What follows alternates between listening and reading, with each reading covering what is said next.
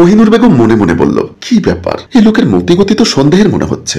আমি গতকাল যেটা ভেবেছিলাম সেটাই প্রমাণিত হলো। তোর মামা শ্বশুরের গতিমতি আসলে খারাপ ছিল।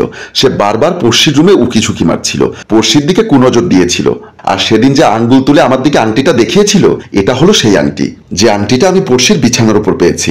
এখন বুঝতে পেরেছিস? তোর মামা শ্বশুর পড়শির সাথে জড়াজড়ির এক পর্যায়ে আঙ্গুলের এই আংটিটা খুলে পড়শির বিছানায় পড়ে যায়। জমিরুদ্দিন বুঝতে পারলো সে ধরা খেয়ে গেছে। এখন সে কি করবে ভাবতে ভাবতে দিল তোর রাত জমিরুদ্দিনের কলার ধরে দাঁড় করিয়ে বলল, তুই তো এভাবে যেতে পারবি না। তোর চুল কাটবো, সারা শরীরে চুনকালি মেখে এলাকায় চক্কর দিব, তারপর তোকে পুলিশে দিব।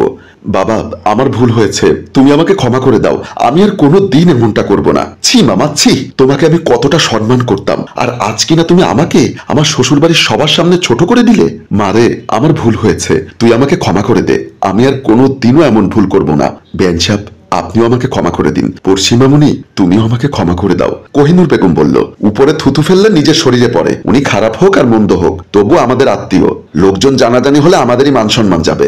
এই, ওনাকে চুপচাপ ছেড়ে দে, আর ওনাদের মতো বাজে আত্মীয় স্বজনের থেকে সব সময় দূরে দূরে থাকার চেষ্টা করবি। ঝুমুর জমিরুদ্দিনের গালে কষে একটা চর বসিয়ে দিয়ে বলল, তোমাকে চর মারার কারণটা কি শুনবে?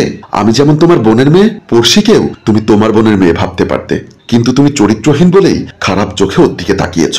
আর কোনো দিন যেন আমার সামনে তোমাকে না দেখি। এই মুহূর্তে বাড়ি থেকে বের হয়ে যাও। জমিরুদ্দিন আর কোনো কথা না বলে চুপচাপ বাড়ি থেকে বের হয়ে গেল। প্রিয় ভিউয়ার্স, আমাদের সমাজে এমন কিছু কুলাঙ্গার চরিত্রহীন মানুষ থাকে, যারা আত্মীয় স্বজন কে কোন সম্পর্ক হয় তা ভুলে যায়, কারণ নজরটা যে শকুনের নজর। গল্পটা ভালো লাগলে লাইক, কমেন্ট ও শেয়ার করুন। গল্পটির রচনায় ফেরদৌস অপু, পরিচালনায় দেবাশিস বিশ্বাস, প্রযোজনায় মঞ্জুর মোর্শেদ, ক্যামেরায় শিহাব ও আশরাফ।